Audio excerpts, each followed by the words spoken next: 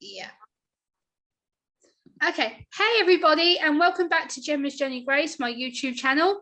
And today I've got an extremely honourable guest, my amazing USA sister, who a lot of you might already know, but I know a lot of you don't. She's the amazing, incredible, talented, beautiful Woodshed Theory, aka Claire. Welcome, Claire, to the channel. How are you? I'm great. I always feel a lot better after you say all those nice things about me. So I thought I'd get together with Claire and we agreed to collaborate. So what I want to do today is just ask her about her channel, why she started it, and get her to talk a bit about her background. And then we'll just kind of gradually ask each other some questions and just have a nice relaxed chat, not too formal because I don't want to overstimulate Claire or overstimulate myself. So I'm kind of being careful with that kind of thing. So Claire, tell us about your channel and why you started it. Hello. My name is Claire and I have ASD. The reason I started a YouTube channel, I've always been super creative. I actually made YouTube videos. This is going to sound crazy. 15 years ago, when I was in college, when YouTube was 2 years old, and didn't continue with it. Gemma, I could have been rich, but here we are. So it's okay. I've always wanted to do something creative and been a fan of YouTube. And a few years ago, I was diagnosed later in life with autism spectrum disorder. Sorry about that. It's okay, no worries. A few years ago, I was diagnosed late term with, or later in life, with autism spectrum disorder. And it really changed my entire life. And I wanted to find a new job where I felt comfortable with my anxiety and everything that I had going on. Like I felt like I could contribute without having all of the stress of a normal role. And I wanted to share my journey with people and share what it's like to live as an adult on the spectrum. So yeah, I took a brave step and I uploaded my first video. So how did you feel about uploading that first video? What was your thoughts and feelings? Terrified. How was yours? Okay, good question. I guess it was the same in a way because I was a lot different from obviously from you, how you started your YouTube.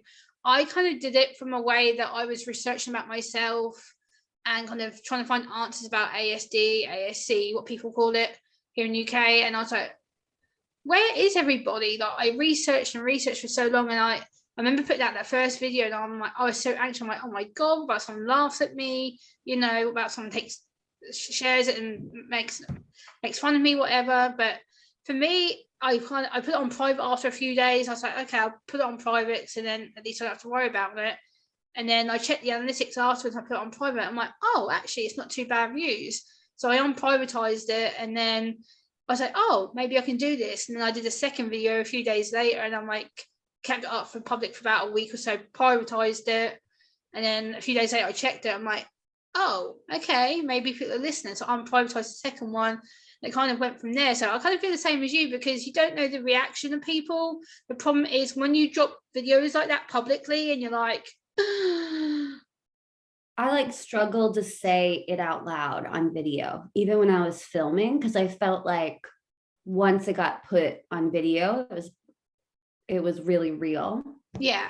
Like I had talked to my, some friends and family about my diagnosis and that I wanted to do the videos, but it's like a whole different can of worms to like talk to the world about it.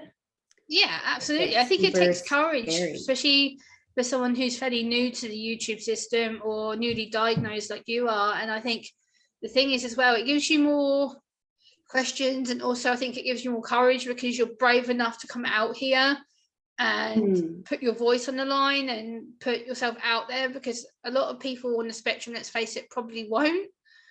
And for you as a female as well as me being a female on the spectrum, it shows that more and more females are willing to talk about it, because it's not such a more, I guess, a scary label. I don't know if you agree with that or what you would perceive of it. Yeah, I mean, even my first video, like I have to go back because I feel more brave now and change the name of the video. I think I just put like the name was like A New Beginning or something. There wasn't even anything about ASD. Like I was just so nervous to even say it out loud. I just thought like this barrage of negative energy was going to come at me, and I just didn't need that at the time. No, I think the thing is that you mentioned a good point with the thing with ASD or ASC. I don't know where you stand with the terminology kind of thing, but for me, when a female like yourself comes out and they say, oh, you know, I'm officially autistic, I've got the diagnosis in front of me, then it's where do you go? Because it's kind of, you get the diagnosis and then all of a sudden it's like you're left in the middle of nowhere to do everything. And it's like, to me, I hated being told that I had autism spectrum disorder. That word to me, I'm just like, no, like I'm not disordered. The word disorder to me implies that I'm broken. So for me, I prefer to call it autism spectrum condition because I control it. So I don't know where you stand on that side of things. Yeah, I guess I don't have like an official standpoint on it. To me, there are parts of me that are disordered. So it's like some of it is a disorder to me and other parts are like a benefit. So I think condition is probably a better word, but I haven't really thought about it. I've never heard it called ASC. So it makes sense. I guess it might be just a UK thing, I guess, because for us over here, we both use the American term, the ASD, and we also use ASC. And a lot of people, from what I know, just me personally, is the fact that we tend to use ASC because it's like, well, hold on a minute. ASD is seen as, oh, I'm broken, whereas ASC, it's like, oh, well, hold on. I have something that's diagnosed, but at the same time, it doesn't make me broken, damaged, that kind of stuff. So again, it depends on personal perception. So I can agree on both sides. Like ASD, ASC, to me, it doesn't really matter. But for me personally, I use ASC because it's just a more comfort thing. Yeah, no, that makes sense. Yeah, so I think it's kind of, that goes on nicely to another question I was going to ask you. With regards to how America versus the UK sees it, like how does the American terminology and American diagnoses differ from over here? You know, I'm not 100% sure how it's different just because I haven't experienced it in the UK. But from what I've gathered from speaking with you, I feel like as far as support goes, perhaps there's not enough, but there's more support in the UK than there is in the United States. Whereas an adult with autism in the UK can, you know, get assistance, social work, etc. Yeah. I think for what I understand a bit of the US though, like there seems to be quicker access to diagnoses over there, whereas over here it was very hard to get help, right, per se, because for me there wasn't, like I said, with your interview that you did with me, which was absolutely amazing, fantastic, by the way, very, very humble to have done it, enjoyed every minute of it, loved it. You were great. And guys, please go check out Woodshed Theory's interview with me. Absolutely, it was brilliant. Her premiere, when she premiered it, oh my god, it was absolutely great. People in the chat, and they're really honest. It was really great. So yeah, with regards to over here, I think it's kind of because there wasn't a lot of help until 2013, because that's when the official autism service got opened here. I'm like, why was there such a delay? Whereas over in the States, I know you're able to get a lot more help sooner than that. I know there's people that I've known who've been diagnosed young children. I'm like, I don't understand the wait personally. You guys seem to have quicker access to help than what we do. Yeah, I think for us, or in the States, from what I've seen, I was able to get a fairly quick diagnosis, but that came with a price tag. So I had to do it privately because they're still struggling publicly to diagnose adults. Yeah. So I think that's why my process went faster in general. I know that on the on the kids side of things, like getting diagnosed really young, I mean, that's just a whole different ballgame. But for adults, it's a lot more difficult to find somebody who will like even consider a diagnosis for you, because it's considered like really difficult to diagnose. So. I think as well, from what I've picked up from you as well, is the fact that getting diagnosed in adulthood must have been really difficult for you. I know there's been, like you said, not a lot of support. So how, since you've been diagnosed, if it's not a too personal question, I have to think about how to word it, but how do you feel now that you've been diagnosed, and what do you think could help other people get diagnosed, or what advice would you give someone who's searching? Well, I definitely look for advocacy groups online that can help. I'm trying to remember the name of the one that I reached out to.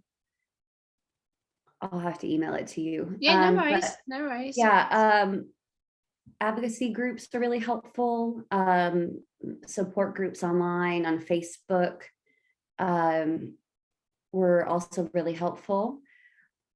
As far as like what I feel so much better now that I know, and I think that one of the reasons I'm so keen to share information is because I want other people to be exposed to it as well, so they don't have to wait as long to get diagnosed.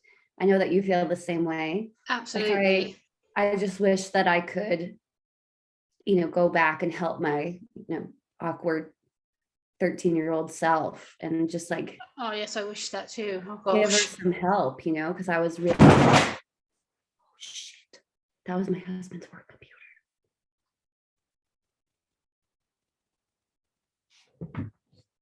It's okay, no worries.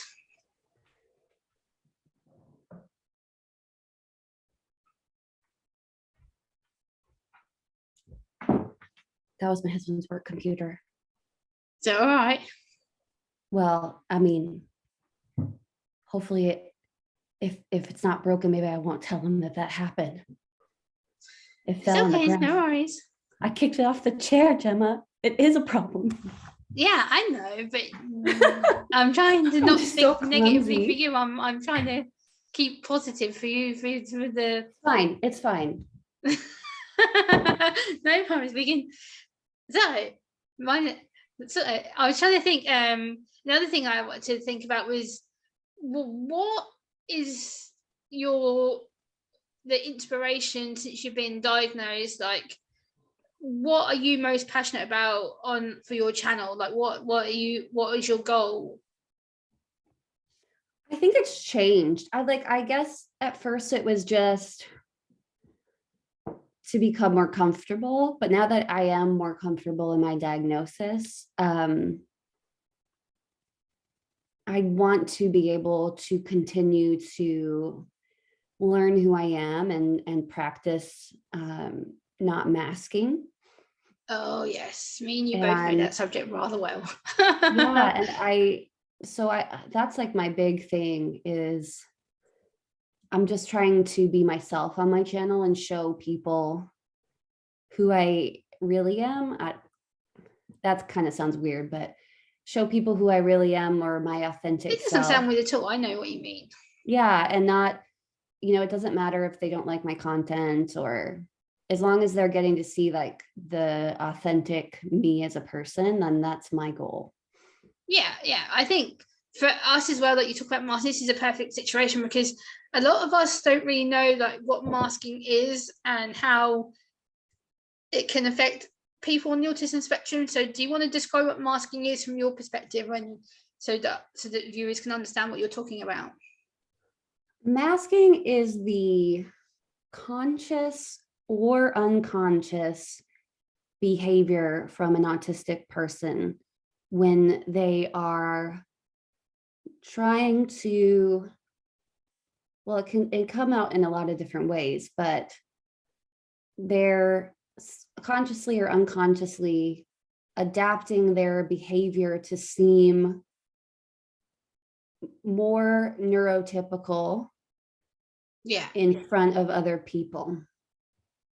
Absolutely, because a lot of us on the autistic spectrum, like say, we mask because we have to kind of struggle through society with certain triggers. And that's another good question I want to ask you, actually. What are the triggers that most irritate you, and why? What are the ones that really overstimulate you? I've gotten better as since diagnosis. Like I don't, Yeah. I really try not to allow myself to be triggered as much. Yeah. Stressful situations, like if I've got to be somewhere at a specific time, like going to the airport or making a layover on a flight or something like that, where it's like everything has to happen perfectly for things to fall Yeah. into place. That's a really hard one for me. Oh, yes. Straight quiet noises that I can hear and other people can't hear.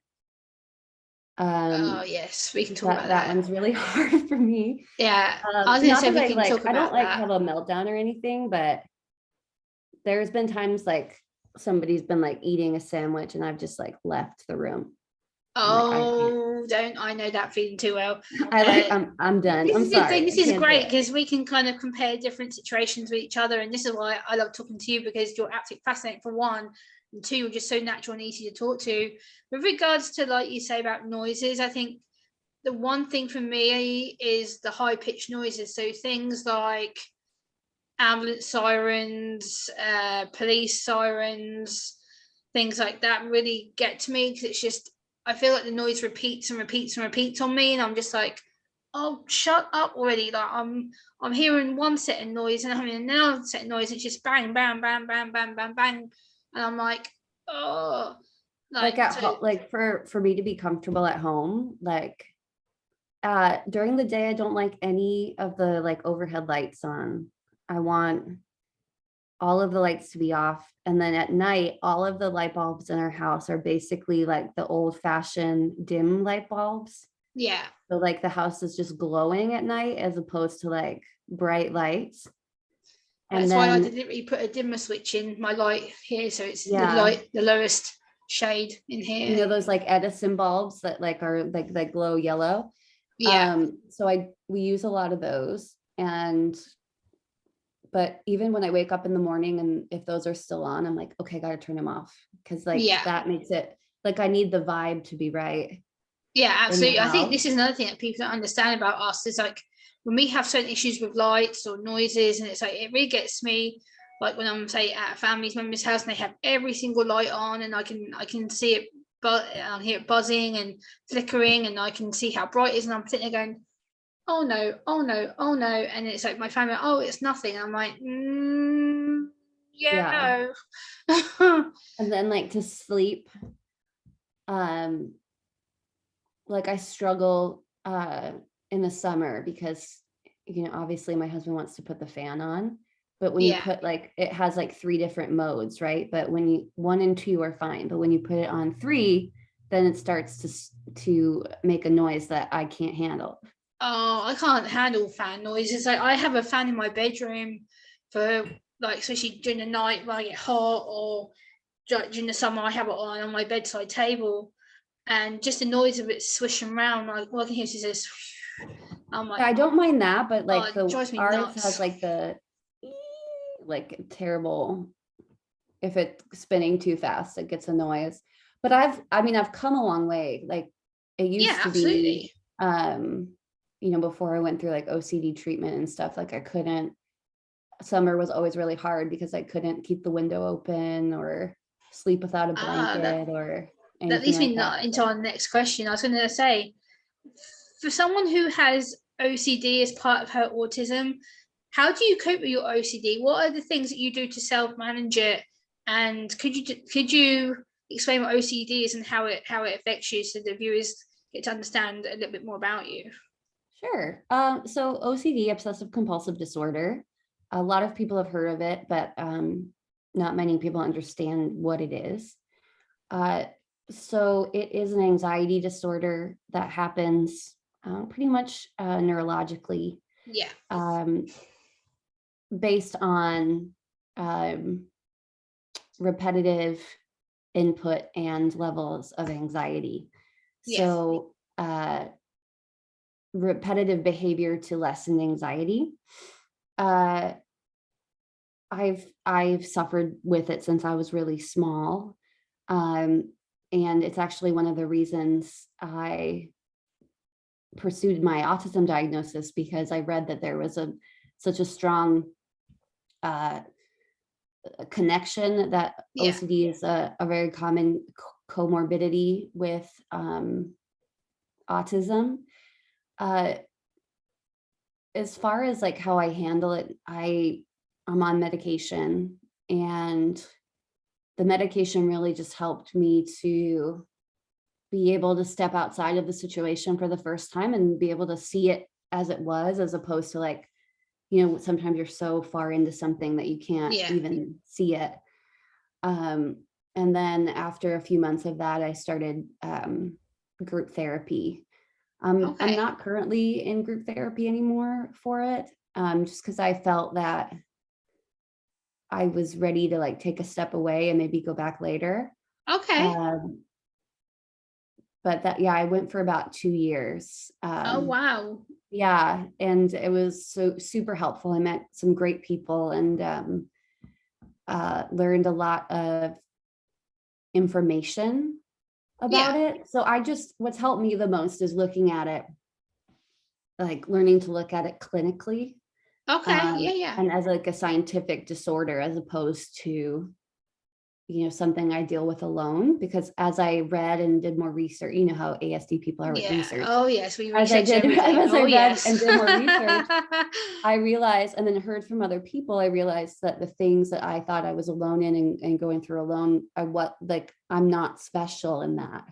No, like I can relate to you with OCD as well. You know, I'm not diagnosed with it, or I've not been to therapy for it. I think a lot of us do have that OCD tendency. I know what I do. I'm very rigid with like usually my timekeeping, or like I get very upset if my routine changes. I have to have everything to the minute, so I know what I'm doing. And people are like, oh, Gemma, just chill, just relax a little bit, will you? And I'm like, no, I can't. Like, I have to have everything bang, bang, bang, bang, bang.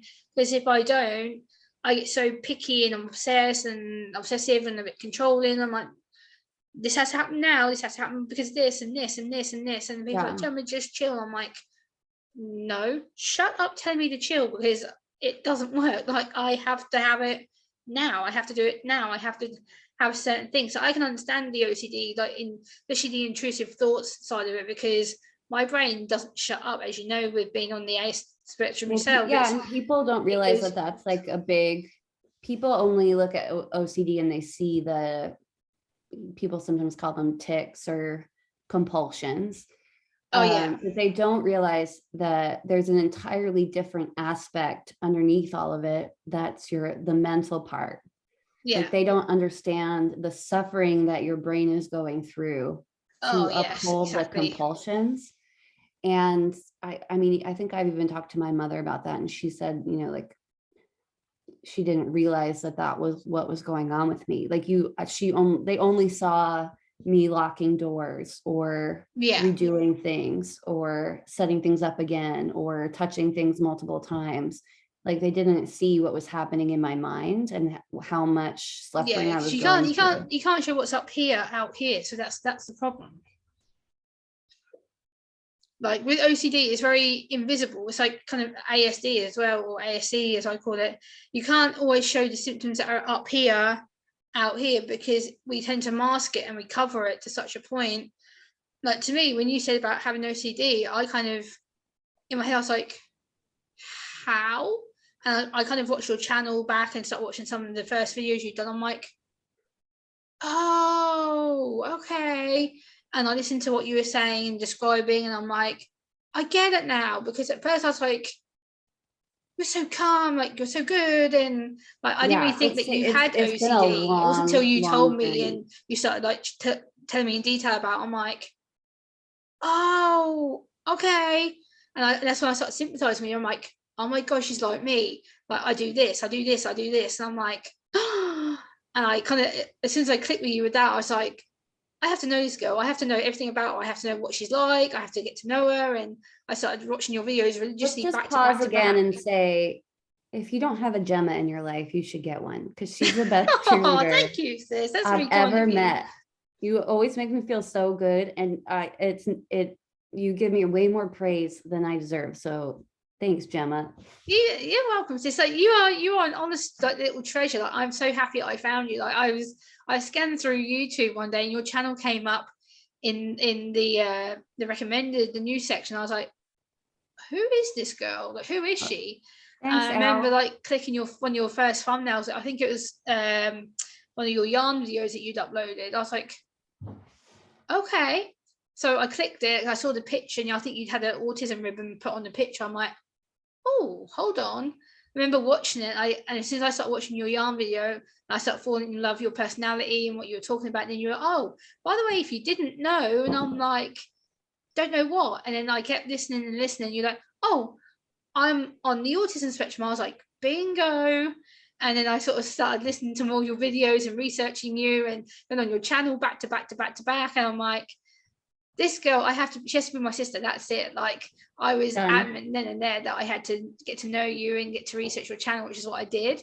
And I hope that I've done some kind of good job, because I have gone back and forth a lot on your channel. And I think you're amazing because you're brave and you're honest. And like I said, you talked about your life experiences. And I think that's amazing. And one thing you mentioned about your mum, I want to briefly mention as well. If you don't know, Claire recently went to visit her mum.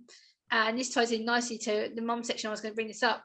Claire recently did some cooking with her mum, and it was absolute brilliant. Her reaction was priceless, and I related it so well. Like, Claire's emotions and her presentation was excellent. Like, I was mortified. Maybe here, let's just explain a little. So yes, that's why I was going to ask you that.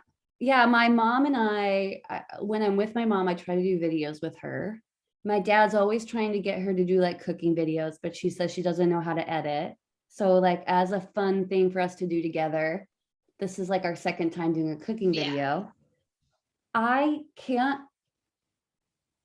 sure there's been some things, but I can't remember a time where I was like, oh, I hate my mom's cooking. That was so gross. Okay.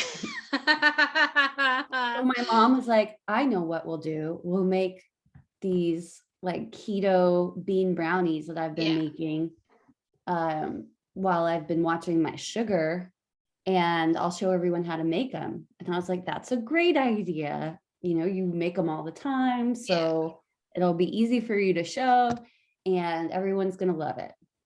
So then they looked fine. And then it like cut to the end where I'm like in the kitchen. My entire family, you can't see, is watching me try this. Okay. Yeah. My dad's there. My sister's in the background. My mom is filming. And I take a bite of this bean brownie, and immediately I was like mortified. What do I do? Because I know my mom. My mom's like, oh, these are delicious. She even said that before I put it in my mouth. She's like, it's delicious. Put it in my mouth. I'm like, mm-mm. And you get to see like my full journey of reaction, because I know that I need to be kind to my mother, and I don't want to embarrass her, but I really didn't like what I was eating. So you really get to see like how an ASD person responds to like food, the food texture and the food smell. Like Claire's face, like when I watched that video, at first I was like, oh, she's going to be absolutely delighted, she's going to like it, and I could like see you tucking into it, and I'm like, okay, I'll wait. And then all of a sudden, like, I see her holding it, and then all of a sudden she's like cutting into it, and she's like eating it, and all of a sudden you see her face going, and I could just perfectly resemble myself, like when I've had food cooked for me before for my family, and it kind of reminded me of the time that me and my dad had done some baking a couple of years ago, and he got it out of the oven. He's like, Gemma, it's done. So we go to the oven, we get it out, and we were cutting it up and slicing the cake up. He goes, oh, try a piece. So he puts it on a fork to me and brings it to my mouth. So I'm trying to bite into it, and all of a sudden he's like, what's the matter, Gemma? And I just like stood at him like, he goes, don't tell me you don't like it. And just by me having the smell of it, and the flavor just automatically hit me, and I'm like, Yeah, but No. Gemma, you weren't on film in front of him. No, I wasn't, luckily. I didn't know what to do, Gemma. I was like, But I don't know what I to can still do. relate to you in that aspect, because again, All I I've could done think something was that's like, similar to I you. can't. So All I could think was I can't publish this video. Like as soon as it went into my mouth, I was like, what am I supposed to do? yeah, I think it's great that you did, because it shows again the true side of autism, what it's like to eat things that taste funny, that are different, that you aren't used to. Again, it's to do with like smells and textures. So again, this is a perfect question. What kind of foods can you eat and that don't bother you, and what foods simply you can't do? Like, what is there any kind of triggers you have with food? I don't know. Like I'm pretty open with food.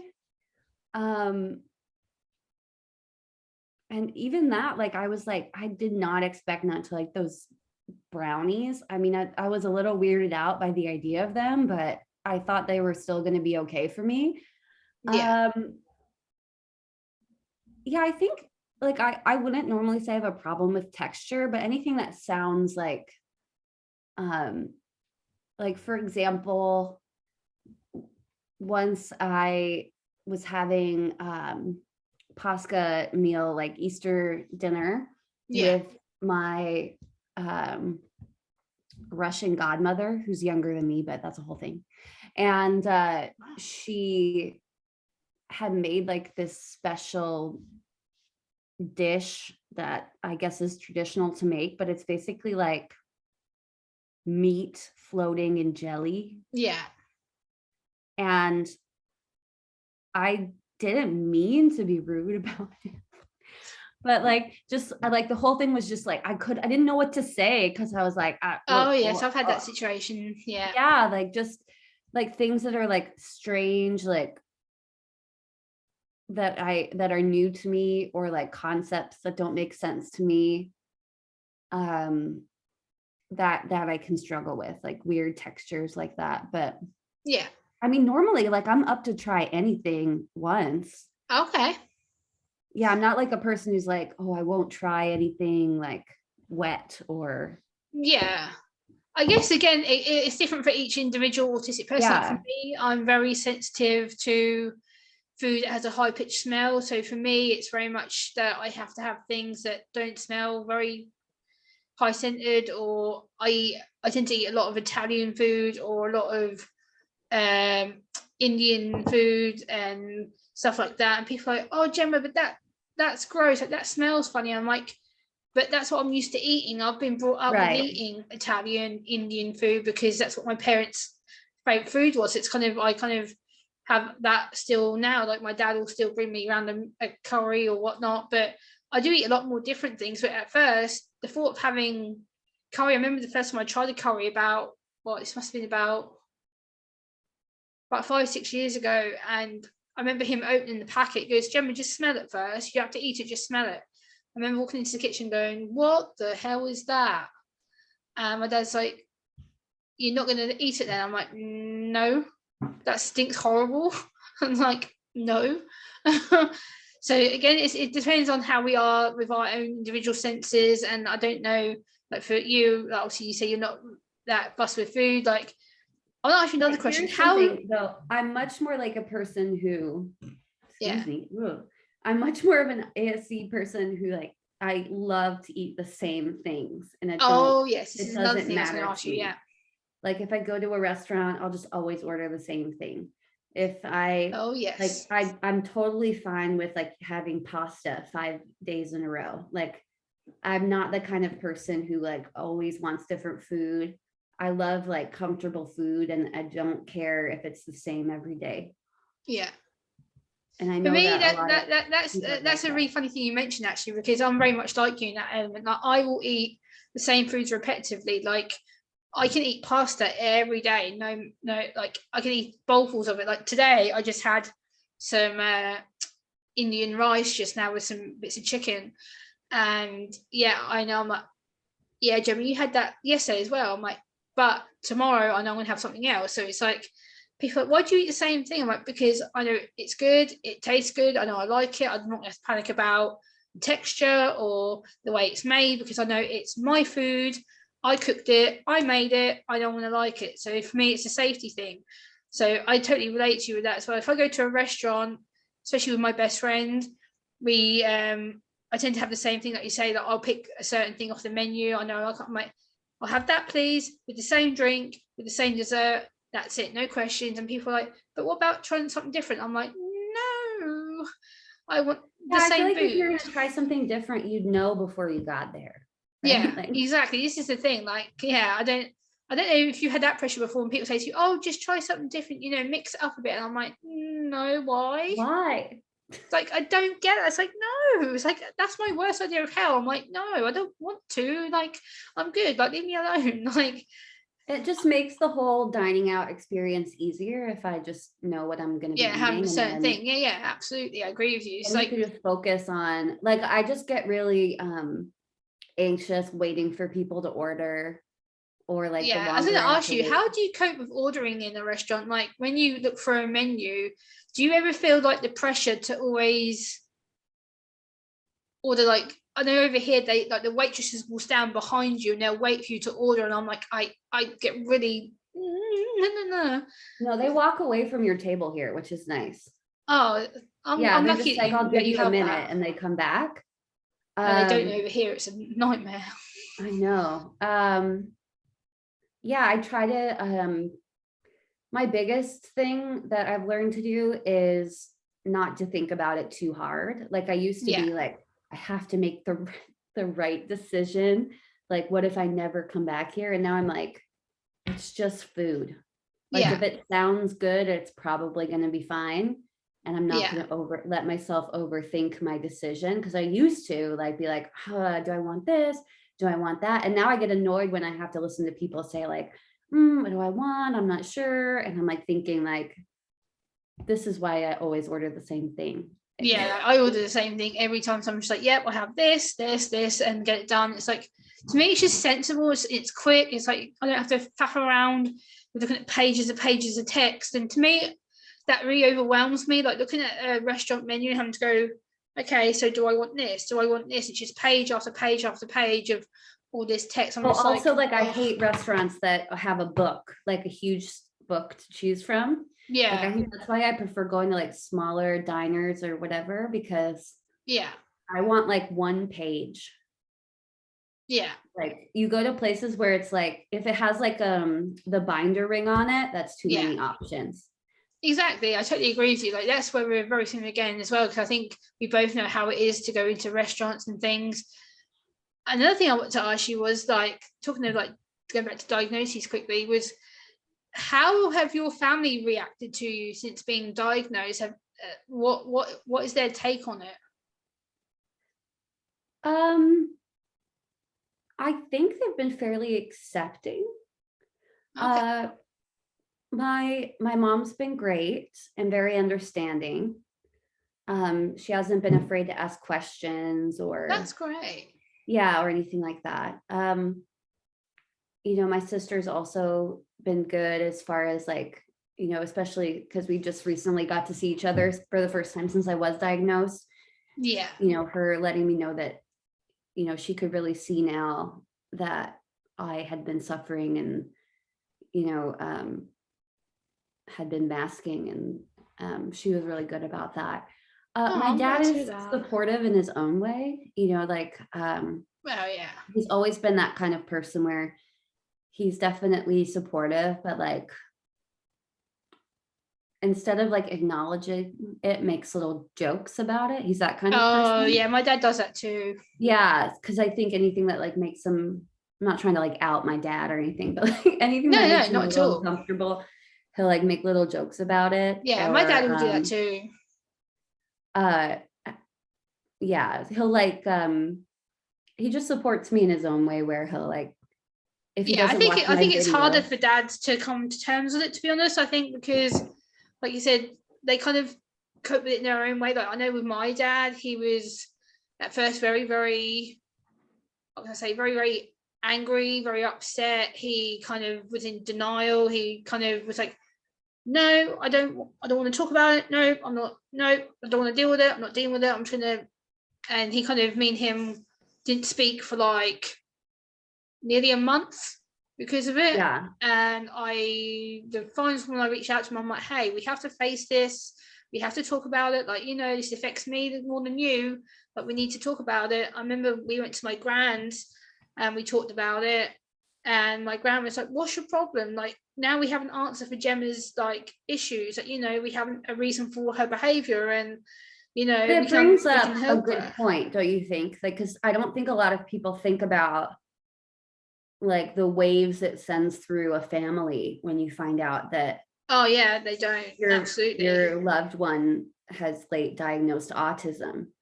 No, I Because think families struggle a lot. I know my dad did, because my dad was very much like, oh, so now Gemma's got this second label. Not only she's got the anxiety disorder, now she's got this on top of that, and now it's having to be, oh, Gemma's having to go through all this up and down emotion stuff. She's having to figure out what to do. And at this point, I just moved into my supported housing accommodation before I moved here, where I am now, and it was heartbreaking because I was like, okay, so I've been diagnosed, now I'm being put out my own home with my parents, moving into a total new place on my own, and then having to adapt to living there for 2 years with support workers, and then all of a sudden now, where I am now living in my own apartment, I'm like, that was a big change. I'm like, oh, so now my whole life's gone from being struggle to now all of a sudden it makes sense, but at the same time I'm like, where does that leave me? And I did a lot of soul searching. Like you said, I don't think it helps that people don't get explanations or understand what autism is, because it's such a wide spectrum of differences and abilities. And how, I don't know what the question would be to ask you, but how have you, I guess, adapted and coped with being diagnosed? Like, how would you say from being diagnosed to now, like what are your feelings? Like, how do you feel? I feel like I've gone through a lot of the stages of grief. Oh yes. No. Yeah, like at first, panic. Once I realized, I was panicked. Like, how could this be true? What does it mean? For a few months, like I would just like, probably seemed crazy because I would just like sit and laugh to myself. Yeah. Because like I couldn't, like, that's it. It's autism. Like this whole thing, like my whole life, and that's what it was. Yeah, lots of tears, lots of contemplation. Sometimes I think I get like comments on my videos where people are like, oh, like you handled it so well. And I'm like, Yeah, that's what I'm going to say. Like, again, like your videos are so brilliant. Like the way you present yourself and the topic and the information, like for me, you inspire me, because I'm like, oh my God, like you're filming your videos, you're very good, and you're very good with your presentation. I'm sitting here thinking, I'm a nervous wreck. Like every time I go to film, I get anxious. I'm very nervy. Like I end up filming my videos about 5-6 times before I put them through the editor, if I have to edit it. And then by the time I've uploaded it, I'm sitting there going, are they going to get it? Are they going to understand it? Are they going to be able to understand the point that I was trying to make? And I get so panicked in my own head. I'm like, I think I've just gotten less anxious about it, because I've given myself permission not to care as much about what other people think. Not that I don't care, like I'm much better at letting it go if somebody like has a comment or says something negative, or they have feedback that I don't agree with, or they're like, oh, I'm not interested in this kind of content. Like I'm much better at saying like, that's fine. Like I don't care. And just like moving on. And then also like, I don't have that huge of a following. So if I mess up, who's gonna see it? I wouldn't necessarily say that you're messing up. Like everyone obviously like makes like little mistakes in videos. I know I do that. I fidget, or like I know, just to put it out there, people, Claire's not doing it, but I know I'm doing it. And I know that I'm trying not to, but I know my eye contact sucks, and it sucks all the time. I'm not going to apologize for it because it's part of who I am. But I must say, Claire does an excellent job about your videos though. So eye contact, like Claire's eye contact is brilliant. Like she's looking, like she's always like on screen, and like for me, like I'm very much like looking to the left, to the right, or well, yours is definitely worse than mine, but like I don't think mine's perfect either. Like I get the feedback. You're a lot more perfect than what like, I am. Mine's all over the freaking place. I'm like, yeah, I've noted, like, especially if I start thinking, then like look away. But like, for the most part, like I'm trying to look at my laptop camera, which is like up here, so I'm like trying to always lift my head. I'm like, I always look at myself too much. I think that's my problem, because like I'm worried about what I look like. But yeah, but in general, like I've just decided that I don't care as much about, I think that's a good attitude. Yeah, about what people think, because like who has time to comment on some random girl on the internet talking about her autism? You're not so random, girl, sister. Don't say that. Like, you are an amazing autistic woman, autistic advocate. You're an amazing person who has a lot of fun to offer to people. And I think the thing is, they haven't seen the sister side of you that I get to see. That they haven't seen the girl who colors her hair, and they don't get to see the giggles that we have off camera. Like, they don't get to see the stuff that we talk about off screen, because that's for us to have. That's our connection. And like, they see one side of us. Like, they see the side that we're the advocate, we're the autistic woman, we're the person who's sharing our experiences, but there's a lot more to us than that. But the problem is, we don't show that side of us. I try to do like my porch coffee videos, so I could be more just like ad lib and talk about how I'm feeling. Yeah, absolutely. Your porch coffee videos are amazing. That's one of my best things about you. A lot of people appreciate those. Yeah, I love the porch coffee. They feel like cheating because like they're not as scripted and prepared. Like I feel like it's cheating. It doesn't need to be. It's like, that shows everyday life. It shows you being real. Like, I do that with when I live stream. That's me in my environment. Like, I'm honest, I'm brutal, I'm very much don't care what I say. I don't have a filter. And a lot of times I was watching your live stream the other day when you were answering that young man's question. I can't exactly remember how it was worded, but the whole time I was like, Gemma is so brave.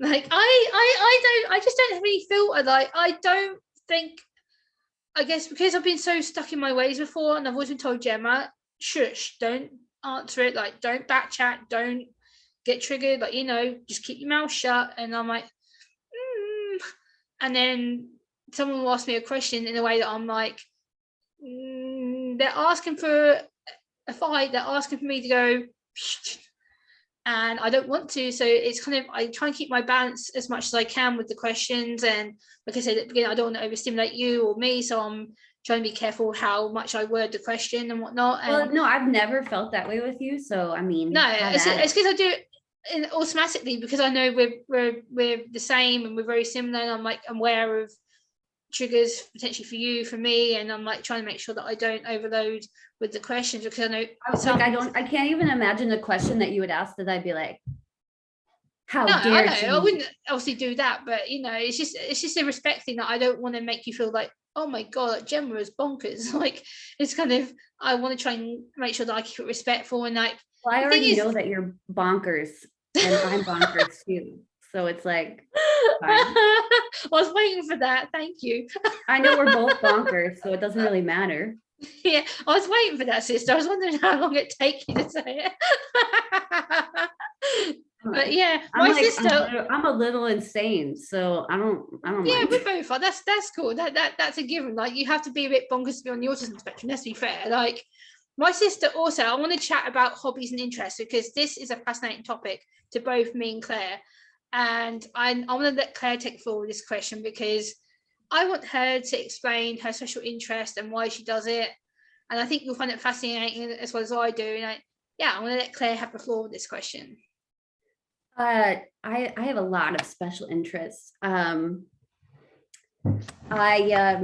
see. Like, currently, I'm super into houseplants, crochet, like all these old lady things. Like There's I even lady like things. my dream is to just be like a cottage witch. Like I don't want to like I'm not trying to like I'm not a Wiccan or anything, so I'm not trying to like disrespect any cultures. No, not at all. But Yeah, like I even have like my little witch hat. Like I just want to garden in that all summer. Like that sounds fun. I just recently learned how to make like jam. So like I'm like very into cultivating like quiet joy in my life right now. Okay. Yesterday I I haven't played the piano in months, Oh and wow. I finally like got over my fear and started playing again, reteaching myself. So yeah, I'm into that kind of thing. In the in the past, it's been different. Like I have several like degrees in ancient languages, and Oh wow. stuff. Okay. Did you know that? No, as You well as that, I'm like sitting here listening, going, "Oh, okay." Ooh, yeah. So I have What other uh languages that you speak? I don't speak any other. I only like languages that are dead because I have an Okay. auto processing disorder. So No worries, it's so good. yeah, I love like dead languages are the best because you don't have to speak them; you just have to read them. Yeah. Yeah. So I was just really into like ancient Semitic languages like Hebrew, Aramaic. Oh Then I wow. got Okay. like into like the proto languages for that, like Akkadian and Sumerian, and Oh wow, that's amazing. I know. So like I've got my MPhil from Oh, the Cambridge. that leads me to another good question, and then maybe a little challenge for you. Are we ever going to see you playing some piano, maybe on a future live stream, or I don't demonstrating know. some Are of you your guys ready language ability? for chopsticks? I'm not. So I don't know. I just want to make it clear. I don't know how to play the piano. I'm Okay. learning to play the piano. So maybe one day that's a possibility, but not Okay. anytime soon. Okay. So there it goes. You heard it. You heard it there first. There may be at some point some piano playing, which will be absolutely amazing. I think it'd be really good to hear Claire do some piano and hear her do some language, which will be absolutely amazing. And guys, if you don't know, Claire has a massive yarn addiction. Like I've watched every yarn video going like you've done, and it's been amazing. Like seeing all the different colors and the projects that you're doing. Like, do you want to talk us through that and like why you found it so Well, interesting? here's the deal. YouTube has really made the addiction worse because my top videos are always my yarn videos. So Okay. like I'm like, okay, I guess I'll make some yarn videos if that's what people want to watch.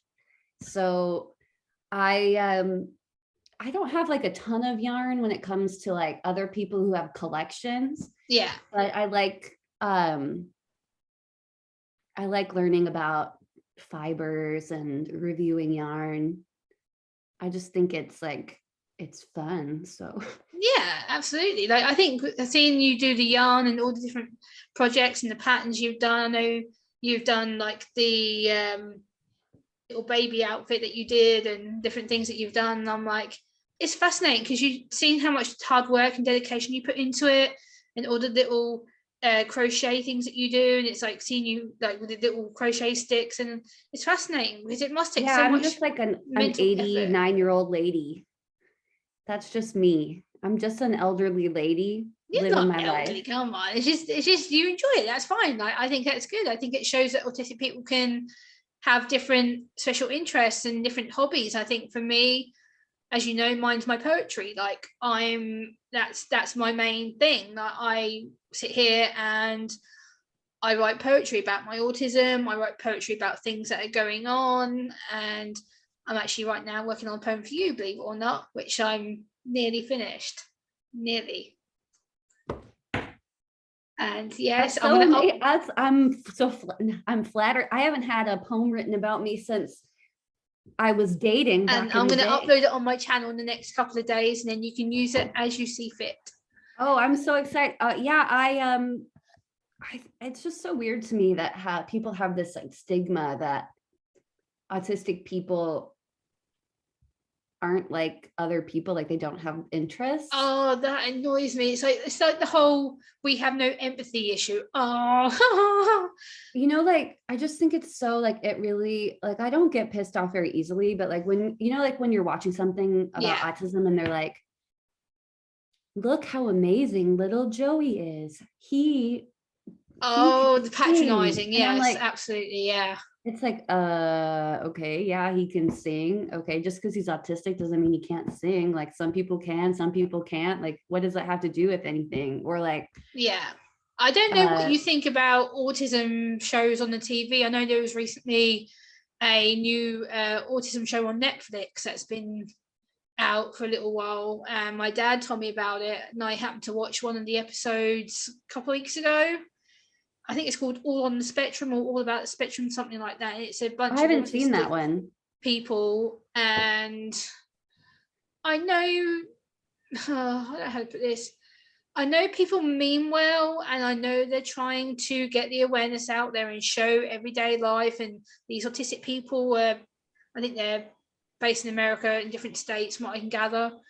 But for the love of God, why do they have to always make it so patronizing? It's like this one guy is obviously quite severe on the spectrum, bless him.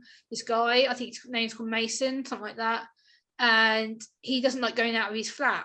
And the support worker pushes him and pushes him and pushes him. I'm just like, this isn't true representation, because you're pushing the autistic person to go out their comfort zone. So I don't know how you if you're comfortable watching them kind of shows, or what you think about I them. think I'm comfortable, but I also get um like it confuses me because I don't understand why there, especially with autistic adults, there's this need to, or it seems like there's this a tendency on TV to like put them in the light of like a child, Oh yeah. like infantilize them and make them seem like we need to like talk to them in a less intelligent way, or Oh, that annoys that, me. That's happened to me in the past. That yeah, or that irritates like they me. don't like, it just seems like they view like autistic people as this like cute subcategory of people that they need Yeah. to like be like, oh, here's so and so and he can't leave the house, let's Yeah, look at it's that. just And so patronizing. I don't know what you find more patronizing. Like, I don't know if you've been through it with family or with friends in the environment. Like when you go out and someone knows that you're on the spectrum. Like I know I've had it with some of my family. Like they'll be like, oh, we have to be careful because Gemma's on the spectrum. Like we have to make sure Gemma's going to cope and not freak. And I'm like, don't talk to me like that. Like, I'm not stupid. Yes, there may be triggers I can't deal with, but doesn't mean I can't go out and socialize, as I proved in my Elvis video. Like why wouldn't, yeah, like why wouldn't they just come to you and be like, if they were concerned, like come to you directly and say, hey, if you start having an issue, just whisper to me and let me know, yeah, and we'll excuse ourselves or something, you know, yeah, like exactly. That I don't know how if you've had issues with friends or anything like that with regards to not yourself. necessarily, Like, not really. I think just because it's later in life diagnosis, and then like pretty soon after uh pandemic restrictions hit, so yeah. that has really helped because I don't have to make excuses very often or I go out. This is another thing I was going to. Yeah. How has the pandemic actually affected you? Like, what would you say has made things easier or difficult? Like for me, I've struggled, but for how for you has it affected you? Like, what's your experiences? I'd say the positive, definitely, I've had so much more time to contemplate alone and Yeah, learn. I didn't realize that what I was doing every day in my old job, like going out and constantly being on and constantly holding up this mask and constantly being a certain type of person. And yeah, I didn't realize what it was doing to me.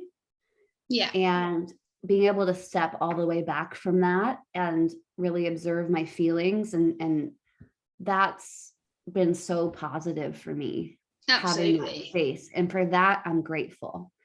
I guess,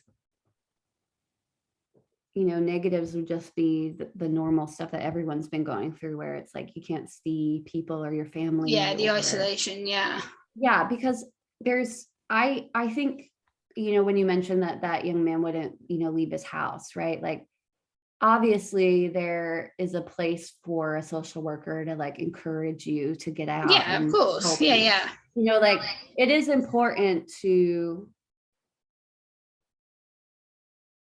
in a way that makes you comfortable, to be able to, push yourself in that direction. Yeah.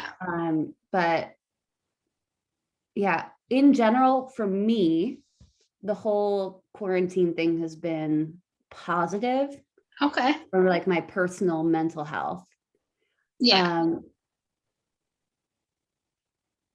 Yeah, the longer I've done it, the more I'm like, oh, okay, this is Yeah, this is the more routine. suited to who I Yeah. am. Yeah. I think for me, it's been up and down. As you probably know, I spent the first 2 lockdowns over here in my apartment on my own. I kind of coped reasonably well. I was like, I can't see anyone because we're not allowed to be near people and whatever. And we Yeah, have but you're to, like alone, right? yeah, like, I live That's completely on my totally own. different. Yeah. Like, I have my spouse and my pets. Yeah, I literally have nobody. That I'm literally here, boom, like on my own. So That's so the hard. only form of communication I had was either on here on Zoom with people or on the telephone with my parents. So for me, it was like every time I want to speak to someone, I would do a Zoom call with like my cousins or whatnot. And people are like, oh, we'll do a Zoom call, Jemmy, you won't be on your own. And like it's like probably every other couple of days, it's like, oh, we'll do a Zoom call. But it's so awkward because they know obviously I'm not very good with eye contact and stuff. I'm like, oh no, I've got to do this phone call with them, and I've got to sit there and talk to them, and it was difficult. Whereas after the third lockdown came here, I'm like, okay, enough's enough. I'm not coping well.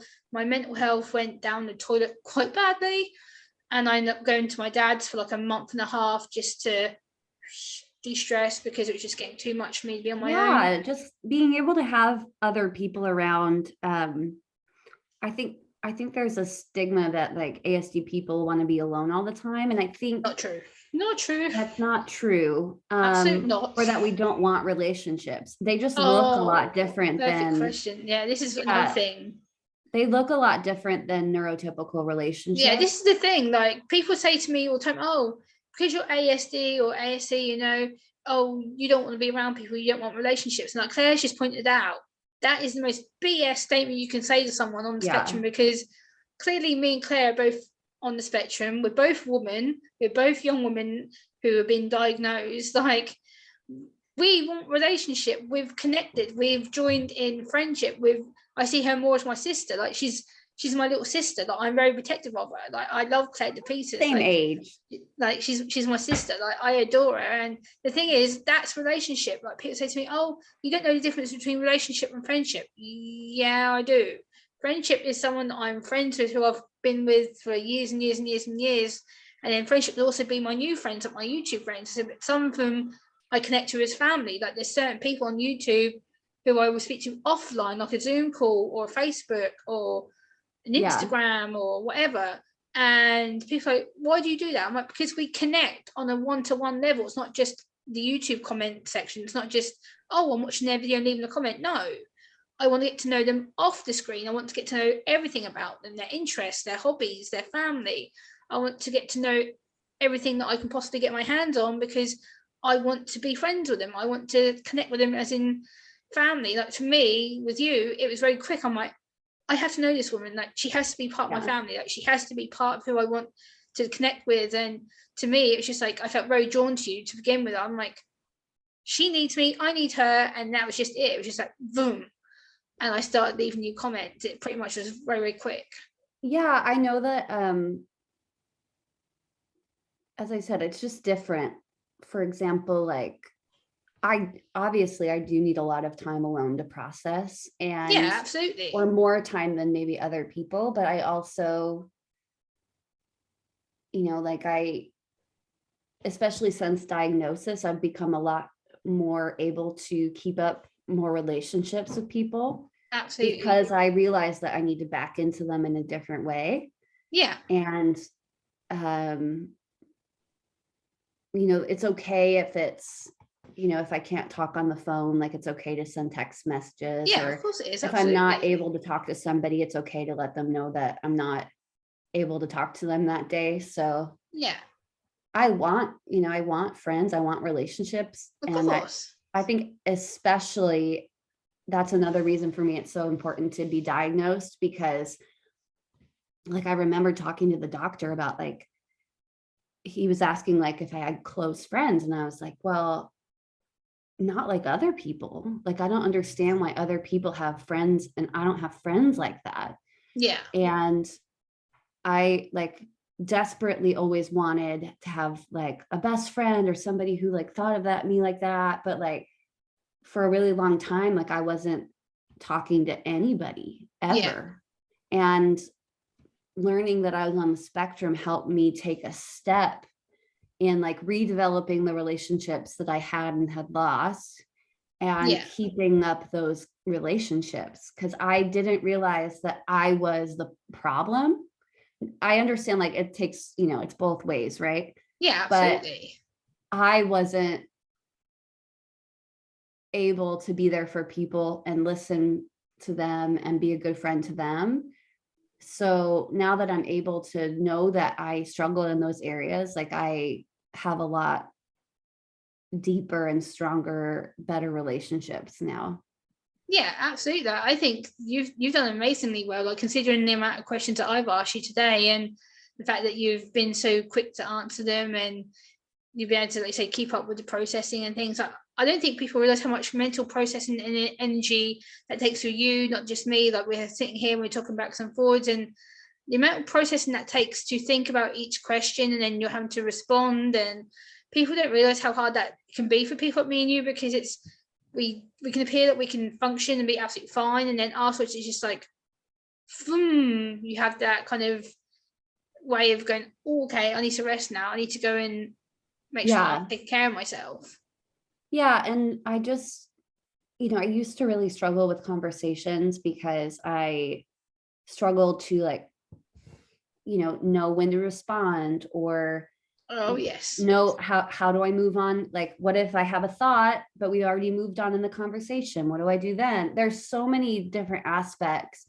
And now I feel so much better about them. Yeah, I absolutely. still struggle with like talking over people.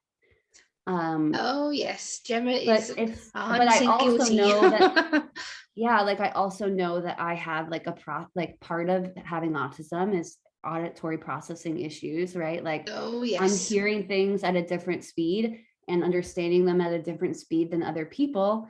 And that when I start talking over you, it's because it's taken me longer to process. You've already moved on, and I'm like talking. So I I don't know. I think you just did feel an more absolute comfortable. sterling job. Like the way you've been today, and the way you are in your videos. I think you're absolutely amazing. Like, I think it takes a lot of guts to be able to do this kind of stuff. And I think for both of us, it's like we don't realize how much good that we're doing out here, and we're trying to help people. And the fact that we do face our barriers and things that make it harder for us to be on social media, we need to give ourselves a bit more of a pat on the back, because we do struggle. We do have things that don't make it easy for us to be on here. And you are an inspiration to me, because you're very calm and you're collected and you're very well processed, and like you talk well, and you're very easy to influence to talk to. Like for me, I find it intensely difficult because, like you said about the talking over people, I'm 100% guilty of that. I do it a lot, and I try not to.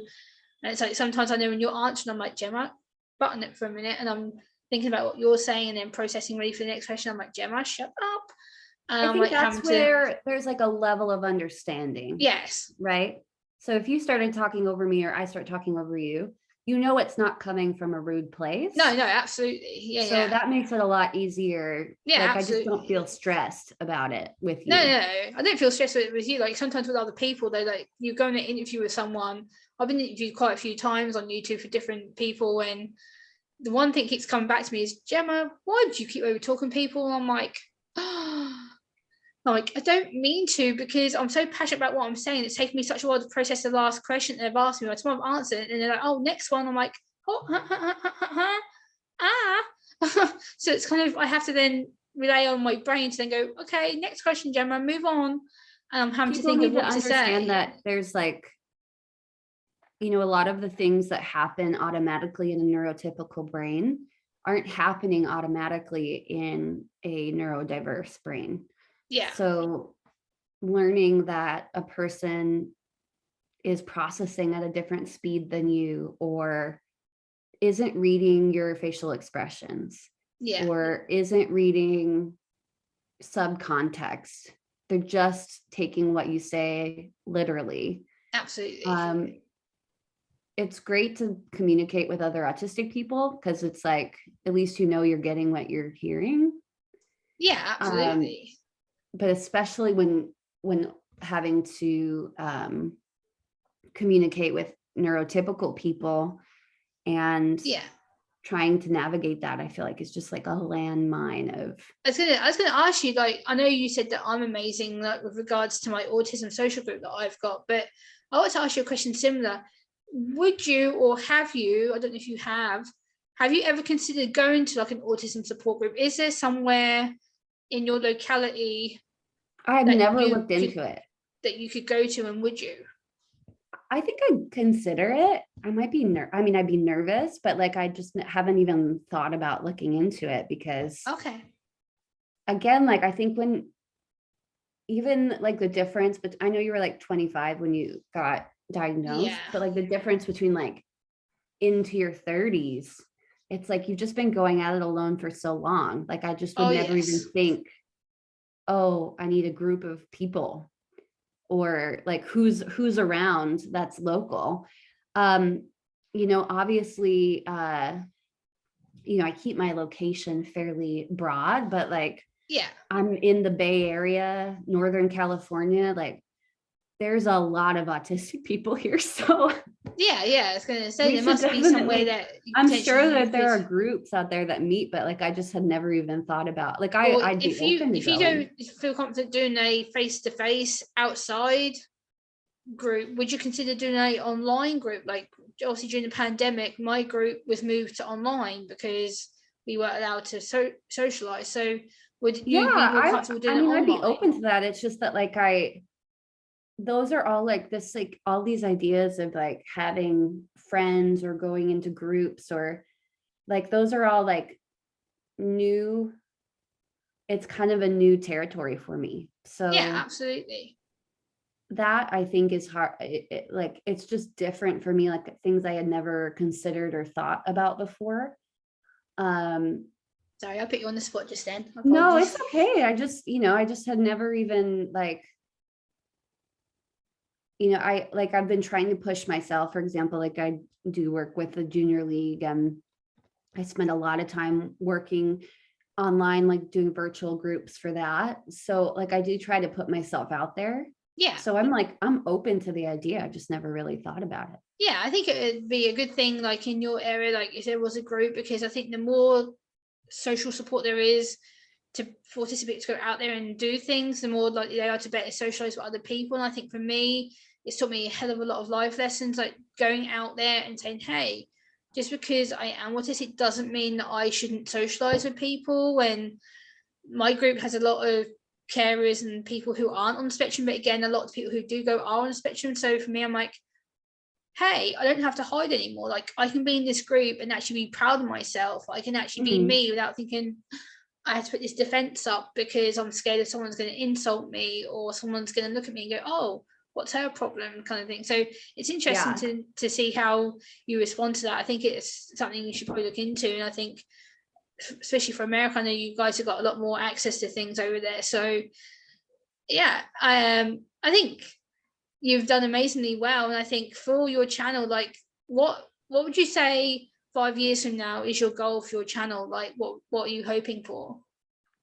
Well, I was hoping I'd be at like 10K by the end of this year. We still have a lot of time left. We'll see We'll that. get It's there. not, it's not, We'll get there. yeah, we'll see what happens. But I think my goal for my channel is that, you know, I'm not trying to like become super wealthy or anything, but I'd like to be able to pay my bills. And Of course. Of course you and would. I'd like to, yeah, like have my independent business thriving.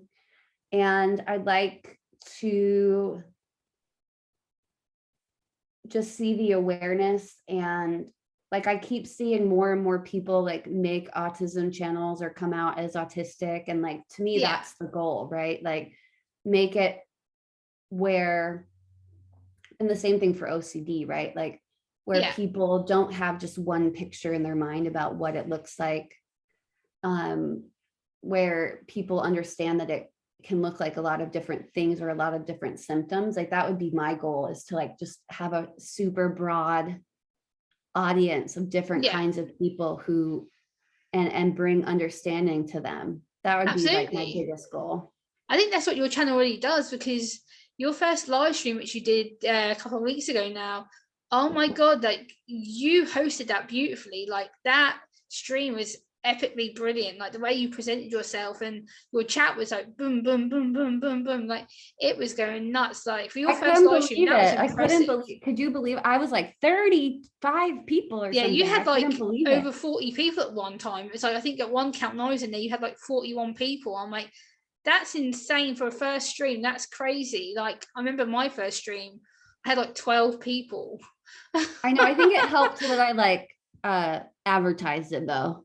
Yeah, you did. You did well advertise it. Yes, you did. Yeah, I because did share you out autistic on my like people need Facebook and Twitter and time. You stuff. can't So just like, yeah, you can't just be like, hey, autistic people, I'll be on in 10 minutes. Because no, then you they have won't to, show up. you have to do it ahead of time. Yeah, yeah. So I guess I'm quite bad like that. If I do live stream, I tend to just go off the spur of the minute off the top of my head. I'm like, okay, I've got something to say. Hit the live button. Talk, talk, talk, Yeah, talk, and I talk, talk, think talk, that and there's just like I definitely a don't plan place. it. There's a place for that though. Yeah, So like I don't live stream that much. Like I probably live stream once a month on average. Like I don't live stream that much at all. Like, I used to live stream twice, sometimes 3 times a week, and now I'm like once a month. I'm like, that's cut right out. Like I usually just upload. It's a lot easier. But yeah. I Yeah, want to I see think, more live streams from you. Like I think you're going to be an awesome live stream. Like your first stream I was don't know. I epic. don't know that I'm like a live streaming channel, but I do want No, but I there to mean, be. like, obviously, if you feel comfortable to do it, like, I think your live streaming ability was absolutely awesome. You did incredibly well.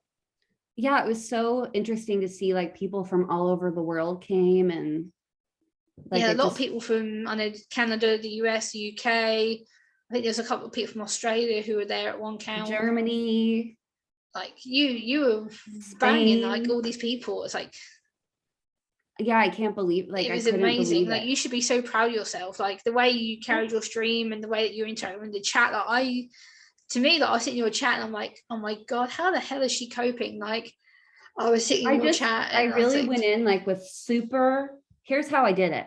I went in with very low expectations. And I okay. also purposefully did not plan. Like Oh, I okay, that makes didn't plan what sense. I was gonna say. Cause so like no matter what happened, like I didn't expect anyone to show up. So whoever came, that was awesome. And then I didn't have like a plan about exactly what I was gonna say or what it was gonna look like. So whatever happened, it was like fine. That was Yeah. my goal. Like I'm trying to live my life with less stress and less Okay. expectations, because That makes sense. pre-diagnosis, it was always like, has to be perfect, has to be this way, has to look like Oh, this, I it has hate to that when look. people used to do that. Yeah. Yeah, but and now I don't feel like that. Like I realize I'm like, how do you say this nicely? My neurodiverse standard for Okay. myself is a lot higher than maybe some neurotypical standards. Oh, And yes. because of that, no matter what I do, that's probably fine. Your I would say your neurodiversity standard is absolutely brilliant for you and for a lot of people. Like I look up to you massively. Like the way you interact and the way you socialize with people, when I know you've done a lot of pre rehearsals and things like that, interviewing people, I'm like, you're an inspiration to me for someone who's been diagnosed later on in life and also newer to the YouTube platform. Like, when I found your channel, I literally fell straight in love with it. Like, I saw your name come up in the little recommended news section. I'm like, Woodshed theory, what's that mean? And I kind of Emma, I'm gonna have to start sending you a check. like it literally, I fell in love with your channel straight away. Like, it was literally just like, I saw your thumb. I'm like, pretty. I want everyone to know that Gemma is not on my payroll. Okay, guys. No, I don't need to be that. I'm speaking the truth. Like, I will not clarify channels, promote channels that I do not fall in love with. Like, I'm very honest and brutal about that. If I fall in love with somebody because I enjoy the content, I enjoy the personality, you'll have me promoting you no matter what. Like, I will do a live stream mentioning you, I will do a video. Like, I will love that person, everything about them. Like, it's not just the channel, it's the content, it's the message, it's that I relate to, because we're both neurodiverse women, we're both women on the autism spectrum. So for me, it's like, I found a friend, like I found someone who's the same as me, and oh my god, and she's the same age as me. And it kind of, like, when you said to me about we're the same age, I was like, it's crazy, because I've not found anyone else my age. Yeah, when you were like little sister, I'm like, little sister. Yeah, it's like, to me, you are my little sister, but it's like, I don't know, I'm just protective of you. And I think for me, it's like, I love everything about you. I love the way you present yourself, your channel, the message, the aim of it. And I think there needs to be a lot more people like yourself on here, because the more we can get autism women on here and say, hey, hello, we are actually here, like, we want to make a difference, you know, because autism is still misunderstood. It's still very much the, oh, well, you don't act this way. It's like, how are we meant to act, you know, like, how, what do you But I think I've said this to you before, but like I saw a meme and it was like, next time somebody tells you that you don't look autistic, politely ask them if you smell autistic. Yeah, it's like, I've said this to so many what? people. It's like, I had a meeting recently with a professional who I got quite annoyed with. Because I sit on a local autism board for my local council, and this woman was like, she comes on the screen to me, it's one of the first times she'd met me, and she goes, oh, Gemma, I've heard so much about you. I'm like, okay. And then she was like, oh, I can see that you're a bit anxious. And I'm like, I'm not just anxious, like, you've made me put on the spot, like, you've come straight onto the screen, you've not even said hello to me, asked me how I am, nothing. You just go like, and like stared right at me. I'm like, and she goes, oh, why are we acting anxious? I'm like, it's not an act. I am anxious. Like, I'm like this all the time. Like, my autism affects me this way. And she's like, oh, you're on the spectrum, really? And she like looked up and down at me like I was like lying to her, like staring me down on the camera. I'm like, what? And I got so annoyed about it. I was just like, okay, I need to get out of here. Luckily, my social worker was on the call. I was like, because she said to me, we'll make a hand sign up. So if you need to go, just tell me. So I looked at her and she just said, do this. So I did this, like, in front of her on the camera, like down. I'm like, she's like, okay. So I dropped down off the call. When she ended the call with the other lady, she comes back onto the call with me, and she's like, Gemma, I can see you getting upset. And I'm just like, at this point, I'm like tensing up. I'm like, I'm upset, I'm angry, I'm annoyed. And she's like, you did the right thing, Gemma. Literally, all I had to do is like go like this to her, and she's like, okay. So I dropped down, and I'm just like, why does it have to be so hard? Like, why are we still having to struggle with communicating? I want it to be an easier world for both of us. I think what your channel does is promote that, and I'm really proud that we are collaborating and we've become sisters, because it's a lot easier having someone else to help out. Yeah, I mean, I think it's just going to be a constant project and a constant battle. It's not going to be easy to bridge the gap between neurodiverse and neurotypical people. It's just hard, because first of all, there has to be an understanding that there is a difference. And then there has to be an understanding of like, there needs to be give and take both ways. Yes, and absolutely. I don't think that most people are there yet. So we just need to continue to be advocating. Exactly. So is there one last thing you'd like to tell everybody about your channel, Claire, and what your future plans are? Well, we'll have more stops on the Autism World Tour. I have a few, I'm getting a few lined up. Yay. The Autism World Tour is amazing, people. Please, if you want to be part of Claire's World Tour, as she calls it, please email her at woodshedtheory@gmail.com. Send her an email, Autism World Tour as a title, and let her know that you're interested in being her guest, and she'd love to have you. And I think it's going to be amazing. It's going to be an amazing journey of different countries, and I've really been delighted to be number 2 of her world tour stop. It was absolutely a blast, and she'll make you feel right at home. It's amazing. Yeah, well, thanks for having me on your video. No worries. And yeah, guys, I'm gonna end the recording here because me and Claire are gonna keep on chatting for a little while. But thank you very much for watching. I hope you enjoyed this video, and we shall see you soon. Thanks, guys. Bye.